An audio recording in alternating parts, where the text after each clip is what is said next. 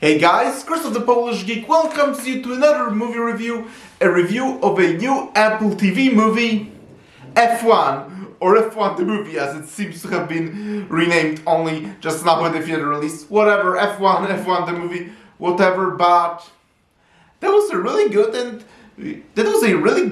and enjoyable movie. Like, I had a really great time with it and was so invested and interested in it because this is basically kind of like a throwback movie. It's like, obviously it's about Formula One, and in general, I've never been the type of guy that's particularly into like watching sports on TV. I mean, like, there are some, I do watch Soccer World Cup, and I also, when I lived in the United States, I did also watch Super Bowl, even if I wasn't watching American football other than that, but I did watch Super Bowl, especially if Patriots were playing, but the two sports I always was fascinated watching actually were Formula One and ski jumping. So yeah, those are the two sports I was always pretty interested in watching on TV. So when I found out about this movie and saw trailers and all that, I was really interested in that, especially that sports movies is another genre that seems to really be actually making a comeback, and I'm really happy about it because it's the best racing movie since Ford versus Ferrari actually.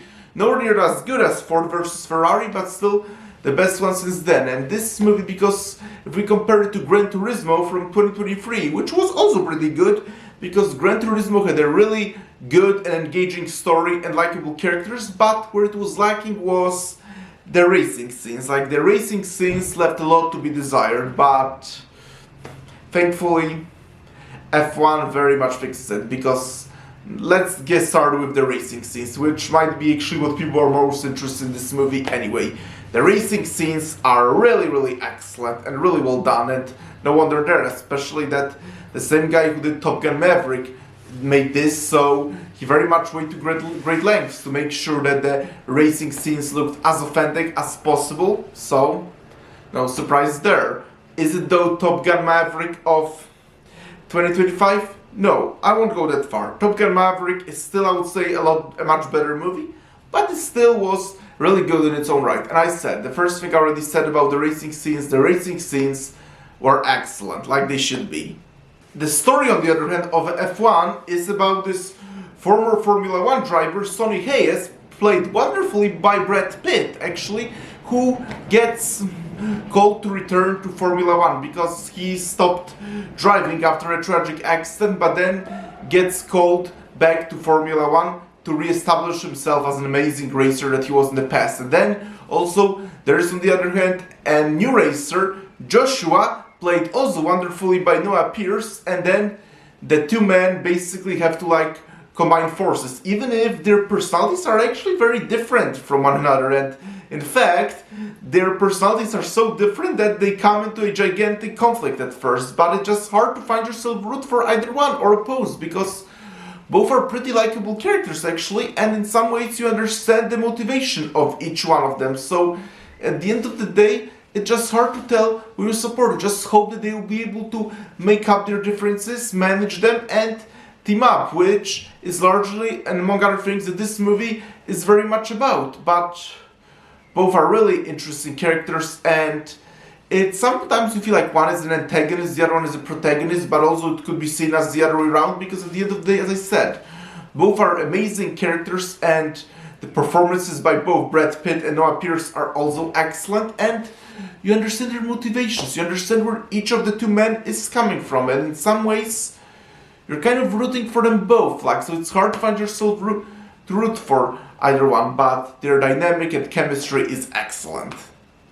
And as you watch the two men, each struggling with their internal conflict, as well as their relationship evolving and going through various ups and downs and all that, and then at the end, when they finally are both in a gigantic race that truly will decide upon where they will end up, upon their future, and you so much start rooting for them, because this is like one of those old movies that you haven't seen in a while. Like, you are all probably familiar with those type of sports movies we probably all watched as kids. They were actually pretty popular when we were all much younger, when a character is basically practicing to a sport, and then at the final act of the movie is when the sport is actually happening.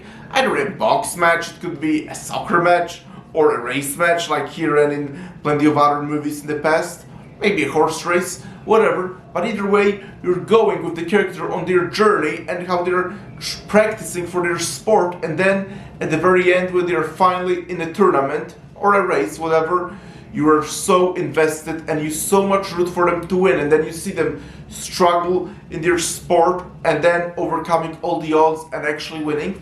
This is very much a movie for you, because that's that.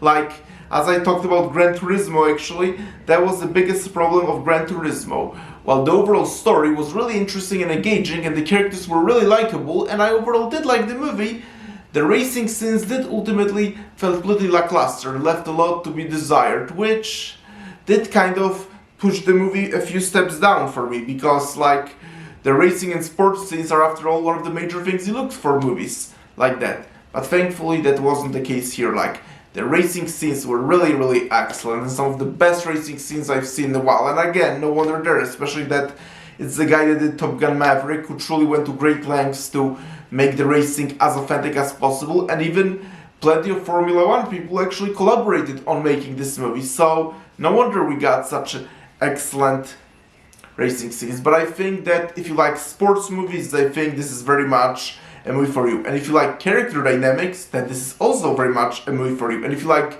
a combination of both, then I'd say this is a perfect movie for you. Because this movie has both a great character dynamic combined with really excellent performances, as well as fantastic racing scenes. If there is one small nitpick I had with the movie, is that admittedly the music is not particularly memorable. I don't know why, but when I saw Hans Zimmer is writing the score, I was already so ready for an excellent score, because Hans Zimmer, together with Howard Shore and John Williams, is literally one of the best soundtrack writers to ever be in Hollywood. So yes, the soundtrack by Hans Zimmer is just excellent. So when I saw Hans Zimmer in the credits for soundtrack, I was so excited and expecting a really amazing soundtrack, but at this point, I practically don't remember any of the soundtrack from this movie, which I guess shows it wasn't particularly memorable. But then again, that's probably a nitpick, because those are not the type of movies you seek a great soundtrack to anyway. It's just that when I saw Hans Zimmer, I was just really expecting excellent soundtrack, but oh well, if I didn't see Hans Zimmer name, I probably wouldn't be even thinking about it.